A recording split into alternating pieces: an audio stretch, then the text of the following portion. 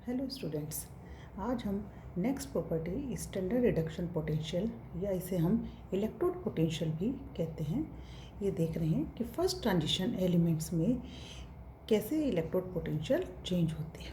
ठीक है, तो इसे हम ई नोट से डिनोट करते हैं। सबसे पहले तो हम देखते हैं किसी भी मेटल की रिएक्टिविटी उसके आयोनाइजेशन पोटेंशियल पर डिपेंड करती है। मेटल के आयोनाइजेशन पोटेंशियल की वैल्यू जितनी कम होगी, मेटल उतना ही आसानी से इलेक्ट्रॉन को लूज़ करेगा, और जो आसानी से इलेक्ट्रॉन को लूज़ करेगा तो वो कैसा हो जाएगा, इलेक्ट्रो पॉजिटिव होगा।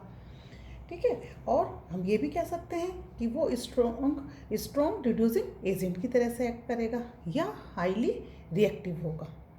ट्रांजिशन मेटल का आउटर मोस्ट इलेक्ट्रॉनिक कॉन्फ़िगरेशन में NS1 या NS2 इलेक्ट्रॉनिक कॉन्फ़िगरेशन होता है, जो एल्कली व एल्कलाइन अर्थ मेटल के समान होता है। फिर भी इनकी रिएक्टिविटी में बहुत अंतर है। एल्कली और alkaline earth metal more reactive होते हैं। इनके आयनाइजेशन पोटेंशियल का मान बहुत कम होता है। इस कारण ये अपने एक या दो इलेक्ट्रॉन को आसानी से लूज़ करके नोबल गैस इलेक्ट्रॉनिक कॉन्फ़िगरेशन प्राप्त कर लेते हैं। लेकिन ट्रांजिशन मेटल में ऐसा नहीं होता है। ट्रांजिशन एलिमेंट के आयोनाइजेशन पोटेंशियल की वैल्यू हाई होती है और ये आसानी से इलेक्ट्रॉन लूज़ नहीं कर सकते हैं। इस कारण ये एस ब्लॉक के कंपेयर में लेस रिएक्टिव, लेस इलेक्ट्रोपॉजिटिव और वीक रिड्यूसिंग मेटल होते हैं। ठीक है, आयोनाइजेशन पोटेंशियल कम होगा तो मेटल का जो कंपाउंड है वो कैसा हो जाएगा, स्टेबल होगा। ये हमने आपको लास्ट जो लेक्चर था उसके अंदर बताया था कि Na+2 और प्लेटिनम, निकल और प्लेटिनम का एग्जाम्पल लेकर आपको ये चीज़ बताई थी कि निकल दोनों में +2 अगर हम लें तो I1+2 और IE2 का देखें तो निकल के लिए जो है वो सम क्या होगा, कम होता है। तो हम ये कह सकते हैं कि निकल compound is more stable then platinum +2 के केस में। और अगर हम +4 की बात करें तो प्लेटिनम +4 के लिए जो आयोनाइजेशन एनर्जी होती है IE1 + IE2 + IE3 + IE4 जो है वो प्लेटिनम +4 के लिए क्या होती है, कम होती है। तो हम ये बोल सकते हैं platinum +4 is more stable then निकल +4। तो इसमें आपको बताया भी था कि K2BtCl6 जो है वो वेल नोन कंपाउंड है, किसके लिए, प्लेटिनम के लिए। और प्लेटिनम का क्या हो जाएगा, इसमें ऑक्सीडेशन स्टेट +4 हो जाती है। ठीक है, और निकल के लिए इस तरीके का कोई कंपाउंड भी सोल्ट नोन नहीं है। ठीक है, तो ये तो हमने देखा था कि इस पर ये डिपेंड करती है। अब हम करें इन सॉल्यूशन कि अगर हम सॉल्यूशन में बात करते हैं तो stability of compound depend upon electrode potential rather than ionisation enthalpy. अभी हमने किस पे बात करी थी, आयोनाइजेशन एंथैल्पी पर बात करी थी। लेकिन अब हम कह रहे हैं कि अगर सॉल्यूशन में है तो वो किस पर डिपेंड करेंगे, इलेक्ट्रोड पोटेंशियल पर डिपेंड करते हैं।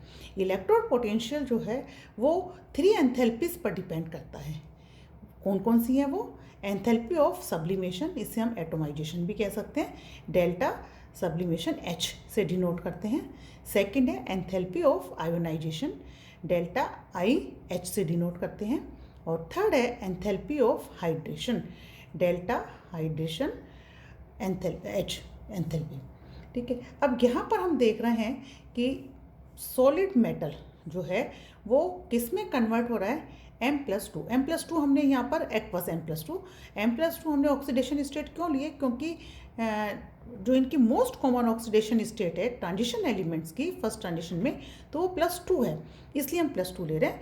अदरवाइज आपको बताएंगे +1 +3 भी यहाँ पर हो सकता है। ठीक है, तो अब जो सॉलिड है मेटल वो किस में कन्वर्ट हुआ, मेटल +2 एक्वस के अंदर। तो यहाँ पर जो एनर्जी का चेंज हुआ है उसे हम कह रहे हैं delta TH, total enthalpy change. यहाँ पर जितनी भी एनर्जी चेंज हो रही है उसे हमने बता दिया टोटल एंथैल्पी चेंज। अब ये डायरेक्ट भी हो सकता है और इसको हम डिफरेंट स्टेप से भी लेके जा सकते हैं। कैसे कि इसके अंदर हम देख रहे हैं कि जो सॉलिड है वो किस में कन्वर्ट हुआ है, गैसियस में, मेटल गैसेस में। तो सॉलिड को अगर गैसेस में हमें कन्वर्ट करना है तो क्या देना पड़ेगा हमें, सब्लिमेशन एनर्जी। ठीक है, तो यहाँ पर क्या हो गया, डेल्टा सब्लिमेशन एंथैल्पी। तो इसी से हम इसको बता रहे हैं डेल्टा सब्लिमेशन एंथैल्पी जो है ये क्या हो रही है, हमें देनी पड़ रही है। इसका मतलब यहाँ पर एनर्जी क्या हो रहा है, एब्जॉर्ब हो रहा है। तो ये जो हमारा स्टेप है, ये स्टेप कैसा हो गया हमारा, एंडोथर्मिक स्टेप। कैसा हो गया, एंडोथर्मिक, कि यहाँ पर जो एनर्जी है वो क्या हो रही है, आपको देनी पड़ रही है।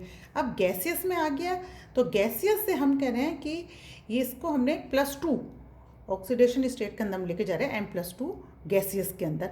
तो एक जो इलेक्ट्रॉन निकालने के लिए आपको एनर्जी क्या बताई थी कि आयनाइजेशन एंथैल्पी 1 होगी, और हमें 2 निकालनी है, तो इसका मतलब आयनाइजेशन एंथैल्पी 2 भी आ जाएगी इसके अंदर।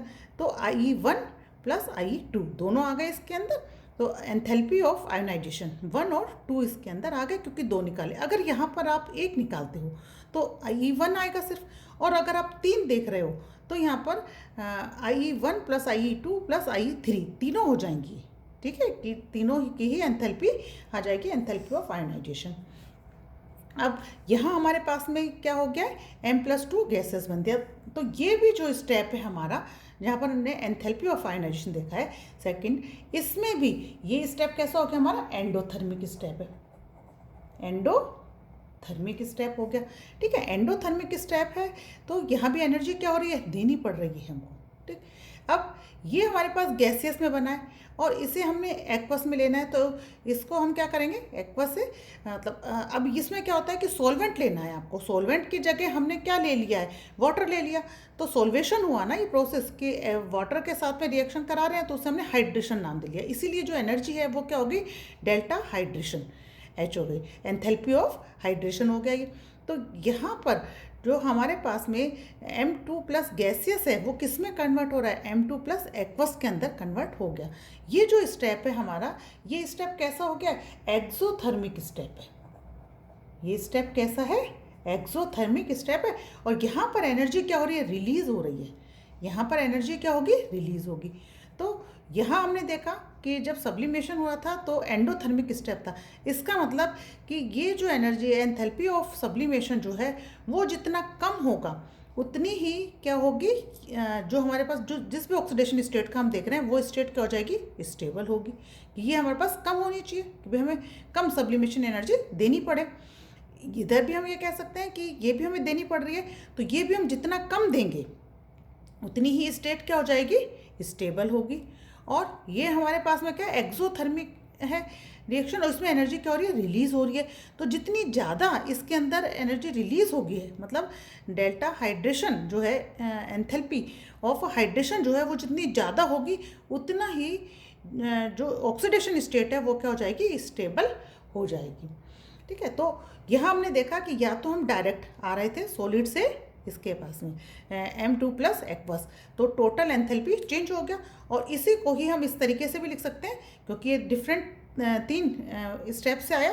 तो delta sublimation H, enthalpy of sublimation, या इसे एटोमाइजेशन भी कह सकते हैं, प्लस अब यहाँ पर हमने 2 M+2 बनाया है, तो इसलिए हमने डेल्टा IE1H + डेल्टा IE2H लिखा है, कि हमने 2 एंथैल्पी ले ली है, आयनाइजेशन एंथैल्पी, क्योंकि हमने 2 इलेक्ट्रॉन निकाले। अगर यहाँ पर 3 निकालते हैं तो आप इसमें +3 कर देते हो, और अगर एक ही निकालते हैं, मान लो आपने यहाँ पे M+ से आप इक्वेशन को शो करना चाह रहे हो, तो यहाँ पर सिर्फ आपको डेल्टा IH लिख सकते थे। ठीक है, और प्लस अब ये दोनों एनर्जी तो हम दे रहे हैं, और ये जो है हमारे पास में वो क्या हो रही है, रिलीज हो रही है। तो इन तीनों का जो सम है वो किसके बराबर हो जाएगा, delta TH, total enthalpy change के बराबर हो जाएगा। और ये जो टोटल एंथैल्पी चेंज है वो क्या है, मेजर ऑफ E0। यही E0 का क्या है, मेजर है। इसी से ही हम E0 को मेज़र करते हैं। तो ये अलग अलग एंथैल्पी को हम मेज़र करने की जगह हम E0 को मेज़र कर लें तो हमें पता चल जाएगा। जितनी कम वैल्यू होगी इसकी, lower the value of delta TH, मतलब E0 की value, more will be the stability of the oxidation state in solution. कि हम कह रहे हैं जितनी क्या होगी, इसकी वैल्यू कम होगी। ठीक है, इसकी वैल्यू क्या होनी चाहिए, कम होनी चाहिए। जब ये कम होगा तो ऑक्सीडेशन स्टेट जो है वो क्या हो जाएगी, ऑक्सीडेशन स्टेट स्टेबल हो जाएगी। तो इससे हम ये भी कह सकते हैं स्टेबिलिटी ऑफ ऑक्सीडेशन स्टेट जो है वो इन्वर्सली प्रोपोर्शनल किसके हो गया है, E0 के। इन्वर्सली प्रोपोर्शनल किसके हो गया है, ई नोट के। तो अब यहाँ पर हमने क्या देखा कि जो हमारा एंडोथर्मिक स्टेप था, इसके अंदर जो एनर्जी है वो हमारे पास कम होनी चाहिए। जितनी कम होगी उतना ही स्टेट स्टेबल हो जाएगा। और एंथैल्पी ऑफ आयोनाइजेशन जो है वो भी कम होनी चाहिए, लेकिन एंथैल्पी ऑफ हाइड्रेशन जो है वो क्या होनी चाहिए, हमारे पास ज़्यादा होनी चाहिए। तो ये जितनी ज़्यादा होगी, ये दोनों कम होंगी, तो ये वैल्यू हमारे पास क्या हो जाएगी, मोर निगेटिव आ सकती है। ठीक है, तो मोर निगेटिव अगर इसके अंदर स्टेबिलिटी आ रही है तो स्टेबिलिटी क्या हो जाएगी, इंक्रीज हो जाएगी, और ये किसकी तरह से एक्ट करेगा, स्ट्रॉन्ग रिड्यूसिंग एजेंट की तरह से एक्ट करेगा। ठीक है, अब हम देखते हैं इसमें ई नोट फॉर M+2 से M फर्स्ट ट्रांजिशन सीरीज के लिए देख रहे हैं। तो M+2 से हम M में अगर जाते हैं तो M+2 से 2 इलेक्ट्रॉन इसको देंगे तो क्या हो जाएगा, M में कन्वर्ट हो जाएगा। फर्स्ट ट्रांजिशन सीरीज में हमारे पास में कौन कौन से एलिमेंट है, शक्ति, वक्रमन, फीको, निकुंजन। ठीक है, scandium, titanium, vanadium, chromium, manganese, iron, cobalt, nickel, copper, zinc. ठीक, यहाँ पर अगर हम ई नोट M+2/M वोल्ट में ले रहे हैं, इनकी बात करें तो ये क्या है, फर्स्ट स्कैंडियम के लिए नोन नहीं है वैल्यू हमारे पास अभी, और टाइटेनियम के लिए है -1.63। अब ये देखना कि all 3D metals have negative reduction potential except copper. Copper को छोड़ दो, ठीक है, जो कॉपर है इसको छोड़ दो, इसका तो 0.34 वोल्ट है, प्लस में है। बाकी आप देखेंगे कि स्कैंडियम से अगर हम जिंक तक जा रहे हैं तो जो नेगेटिव है इनका रिडक्शन पोटेंशियल वो भी क्या हो रहा है, डिक्रीज होता जा रहा है। ठीक है, तो यहाँ देखिए कितना हो गया हमारा, -1.63। वेनेडियम में कितना है, -1.18। क्रोमियम में -0.91। मैग्नीज में, अब मैग्नीज में थोड़ा सा ये इंक्रीज हो गया, डिक्रीज होना था ना ऑर्डर में, लेकिन इंक्रीज हो रहा, अभी देखते हैं इसे भी अपन, -1.18। आयरन में -0.44, कोबाल्ट में -0.28, निकिल में 0.25, और जिंक में, कॉपर का बता ही दिया था 0.34 पॉजिटिव में है ये, और जिंक में हो गया -0.76। ठीक है, तो यहाँ पर आपको हमने बोल रहे हैं कि all 3D metals have negative reduction potential except copper. Copper के अलावा सबके नेगेटिव हैं, तो दिख ही रहा है हमको। No regular trend in E note. ठीक है, ई नोट के अंदर जो है कोई रेगुलर ट्रेंड नहीं है। और क्यों नहीं है, क्योंकि जो इनकी आयनाइजेशन एंथैल्पी है 1+2, 2 की बात करें हम +2 की, तो इसलिए हम करें IE1 + IE2, और सब्लिमेशन एंथैल्पी जो, अब यहाँ पर ये देखो पहले ई नोट किस किस पर डिपेंड कर रहा है। ई नोट जो है हमारे पास में वो किस पर डिपेंड कर रहा है, वो आपका कर रहा है डेल्टा सब्लिमेशन H के एंथैल्पी ऑफ सब्लिमेशन पर डिपेंड कर रहा है, और एंथैल्पी ऑफ आयोनाइजेशन पर डिपेंड कर रहा है, और एंथैल्पी ऑफ हाइड्रेशन पर डिपेंड कर रहा है। तो एंथैल्पी ऑफ सब्लिमेशन और एंथैल्पी ऑफ आयोनाइजेशन जो है, इन दोनों का रेगुलर ट्रेंड नहीं होता। ठीक है, इन दोनों का क्या है, रेगुलर ट्रेंड नहीं है। तो यही हम कह रहे हैं कि no regular trend in E naught value because their ionisation enthalpy and sublimation enthalpy do not show regular trend. ये दोनों ही रेगुलर ट्रेंड शो नहीं करते, तो इसका भी रेगुलर ट्रेंड नहीं है। ठीक है, और नेक्स्ट हमने भी बताया था कि the value of E note for M+2 से M में जाते हैं तो ये क्या होती है, लेस नेगेटिव होती जाती है सीरीज में। अगर स्कैंडियम से जिंक तक जाते हैं तो लेस नेगेटिव हो जाती है। और क्यों हो जाती है, क्योंकि यहाँ पर IE1 + IE2 की जो वैल्यू है वो इंक्रीज होती जाती है। सम ऑफ IE1 और IE2 क्या होगा, इंक्रीज होगा। ठीक है, अब यहाँ पर हम इसमें कुछ पॉइंट्स और देखते हैं कि कॉपर का हमने बताया कि कॉपर जो है वो क्या शो कर रहा है, प्लस पॉजिटिव वैल्यू शो कर रहा है ई नोट की। और पॉजिटिव वैल्यू इसकी ई नोट की क्यों होती है, क्योंकि IE1 + IE2 जो है कॉपर का, और sublimation enthalpy is not balanced bye hydration enthalpy. 3 enthalpy बताई थी ना आपको, तो ये दोनों की वैल्यू क्या हो जाएगी, ज़्यादा हो जाएगी। कैसे, जब हम कॉपर का इलेक्ट्रॉनिक कॉन्फ़िगरेशन देखो, आप कॉपर का इलेक्ट्रॉनिक कॉन्फ़िगरेशन क्या हो जाएगा, 29 है कॉपर, और इसका इलेक्ट्रॉनिक कॉन्फ़िगरेशन हो जाएगा 3D10 4s1।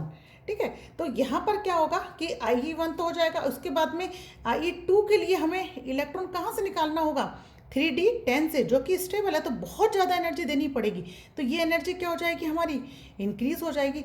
तो ये एनर्जी जो है वो हाइड्रेशन एनर्जी को क्या कर रही है, बैलेंस नहीं कर पा रही है। ठीक है, तो इसलिए कॉपर की जो वैल्यू होती है वो कैसी हो गई है, पॉजिटिव वैल्यू हो रही है। ठीक है, इसीलिए कॉपर जो है वो HCl के साथ में हाइड्रोजन गैस लिबरेट नहीं करता है। अदर मेटल कर देते हैं पर कॉपर उसके अंदर नहीं करता है। एक और हम इसमें देख सकते हैं कि ई नोट फॉर मैग्नीज, निकल और zinc are more negative than expected value. ठीक है, यहाँ पर हमने देखा था कि जो ई नोट है इसके मैग्नीज का हमने बताया ना कि हम अभी आपको बताते हैं कि डिक्रीजिंग ऑर्डर में जा रहा है। डिक्रीजिंग ऑर्डर में अगर जा रहा है तो 0.91 से इसको कम होना चाहिए था, लेकिन ये क्या हो गया, यहाँ पर इंक्रीज हो गया मैग्नीज के अंदर। क्यों इंक्रीज हो गया, due to half filled stable electronic configuration. कि मैग्नीज में हम +2 की बात कर रहे हैं ना, तो +2 में इसके अंदर क्या हो जाएगा, 3d5 इलेक्ट्रॉनिक कॉन्फ़िगरेशन हो जाएगा। ठीक है, जिंक की बात करी हमने, ये जिंक में भी अब यहाँ अगर मान लो 0.25 है तो यहाँ पर कम होकर है तो माइनस में, लेकिन यहाँ पर अगर कम होना चाहिए था ना, लेकिन वो कम होने की जगह क्या हो गया है, उस तरीके से देखो तो ये थोड़ा इंक्रीज हो गया ना कम होने की जगह। तो क्यों हो रहा है, क्योंकि जिंक का भी क्या है, Zn+2 में क्या इलेक्ट्रॉनिक कॉन्फ़िगरेशन आ जाएगा, 3d10। ठीक है, तो Zn+2 में आ जाएगा 3d10, तो फुल फील्ड इलेक्ट्रॉनिक कॉन्फ़िगरेशन आ गया, तो वो भी क्या है, एक्स्ट्रा स्टेबल इलेक्ट्रॉनिक कॉन्फ़िगरेशन हो गया है। अब हम एक चीज़ और बात करें निकल की, इन दोनों को तो हमने हाफ फील्ड और फुल फील्ड के अकॉर्डिंग इनको हमने समझा लिया, एक्सप्लेन कर लिया, लेकिन एक हम कह रहे हैं निकल का भी। तो जो एक्सपेक्टेड ट्रेंड है, एक्सपेक्टेड ट्रेंड हमारा हम कह रहे हैं कि स्कैंडियम से जिंक तक जाएंगे तो डिक्रीजिंग ऑर्डर में जाएगा, लेकिन ये ठीक है डिक्रीजिंग ऑर्डर में तो गया कोबाल्ट से निकल पर उतना डिक्रीज नहीं हुआ ना, ये 0.28 है, ये 0.25 है, तो इसे भी ज़्यादा होना चाहिए था ना, ये डिक्रीज नहीं हो रहा है, उतना नहीं हुआ। तो इसका भी रीज़न क्या है कि निकल के लिए जो हाइड्रेशन एंथैल्पी होती है वो क्या होती है, हाई होती है, तो वो भी क्या है, इनको कंपनसेट आयनाइजेशन एंथैल्पी और सब्लिमेशन एंथैल्पी को क्या करेगी, कंपनसेट नहीं कर पाती है। ठीक है, तो इसके भी हाई एंथैल्पी ऑफ हाइड्रेशन होती है। ठीक है, अगर अब हम इनको कंपेयर करें डी ब्लॉक को एस ब्लॉक के साथ में, ठीक है, कि एस ब्लॉक के जो एलिमेंट हैं, एस ब्लॉक के एलिमेंट कैसे होते हैं, गुड रिड्यूसिंग एजेंट होते हैं एस ब्लॉक में। क्यों, क्योंकि उनका साइज जो है वो कैसा होता है, बड़ा होता है। साइज जो है एस ब्लॉक का बड़ा है, और साइज बड़ा है तो उनके अंदर क्या है, मेटेलिक बॉन्ड जो है वो कैसे होते हैं, वीक होते हैं। और मेटेलिक बॉन्ड अगर वीक हैं तो जो सब्लिमेशन एंथैल्पी है वो कैसी हो जाएगी, कम हो जाएगी। आयनाइजेशन एंथैल्पी क्या होगी, कम हो जाएगी, और हाइड्रेशन एंथैल्पी जो है वो इंक्रीज हो जाएगी। और यही तीनों फैक्टर हमें गुड रिड्यूसिंग एजेंट के लिए चाहिए थे। तो इसमें क्या होगा कि गुड रिड्यूसिंग एजेंट की तरह से वो एक्ट करेंगे। ठीक है, किसके कंपेयर में, डी ब्लॉक एलिमेंट के कंपेयर में, क्योंकि डी ब्लॉक एलिमेंट का साइज एस ब्लॉक के कंपेयर में क्या है, छोटा होता है, छोटा होता चला जाता है ना। तो ये हम इसके लिए कंपेरिजन के लिए भी बता सकते हैं। ठीक है, ई नोट M+3 और M+2 का भी देख सकते हैं, जैसे हमने M+2 और M+2 और M का देखा था अभी, तो M+3 और M+2 के लिए। तो ई नोट Mn+3 से Mn+2 का देखें तो हाई रिडक्शन पोटेंशियल होगा। It's third ionization enthalpy is very high, इनकी जो थर्ड आयोनाइजेशन एंथैल्पी है वो क्या होगी, बहुत ज़्यादा है। क्यों, क्योंकि Mn+2 already achieve extra stable half filled electronic configuration. Mn+2 में तो पहले से ही क्या है, half filled D5 electronic configuration आ गया। इसी तरीके से ई नोट स्कैंडियम+3 से स्कैंडियम+2 का हम देखें तो इसका लो रिडक्शन पोटेंशियल होता है, क्योंकि स्कैंडियम+3 जो है उसके पास पहले ही नोबल गैस इलेक्ट्रॉनिक कॉन्फ़िगरेशन है, आर्गन का 3 इलेक्ट्रॉन निकाल दिए तो आर्गन का इलेक्ट्रॉनिक कॉन्फ़िगरेशन आ जाएगा। इसी तरीके से हम ई नोट Fe+3 से Fe+2 का देखें तो इसमें क्या हो जाएगा, Fe+2 जो है Fe+3 जो है इसके पास में क्या है, extra stable half filled electronic configuration है, तो इसका भी क्या हो जाएगा, रिडक्शन पोटेंशियल लो हो जाएगा। ठीक है, तो इस तरीके से हम ई नोट से कि कौन सी ऑक्सीडेशन स्टेट स्टेबल है, कौन सी नहीं है, ये हम इससे देख सकते हैं। अब आपने ये सारा भी पढ़ा तो आपको फिर से समझ में आ गया होगा कि अगर आपको इसमें इलेक्ट्रॉनिक कॉन्फ़िगरेशन अच्छे से आते हैं तो आप सारी प्रॉपर्टी अच्छे से एक्सप्लेन कर सकते हैं। तो सबसे पहले आप इलेक्ट्रॉनिक कॉन्फ़िगरेशन करिए, उसके बाद में आप प्रॉपर्टी को देखिए। ठीक है, तो थैंक यू। नेक्स्ट जो प्रॉपर्टी है अपन नेक्स्ट टर्न पर करेंगे। Thank you.